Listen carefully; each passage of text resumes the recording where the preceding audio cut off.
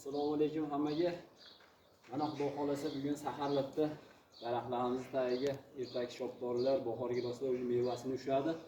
Ularga tagiga dori solishga tayyorgarlik ko'ryapmiz. Mana machavina bilan super fosforni aralashtirib 1,5 qop doriga mana 4 kilo kali solib, salafanni ichiga yayib aralashtirib olyapmiz. Albatta buni xudo xolasa effekti bor. Xuddi mana shunday qilib aralashtirib olib, buni keyin mana karbamid uni aralashtirib, kim imkoniyatiga qarab, kimdir anapoz, kimdir machavina, hozirgi paytda menimcha machavina keyin taxliga solib mana tayyorlab qo'yganmiz. Bu daraxtni mana shopdor daraxtlarimiz. Bunday qilib ikki tomoniga bir piyoladan olib chiqiladi.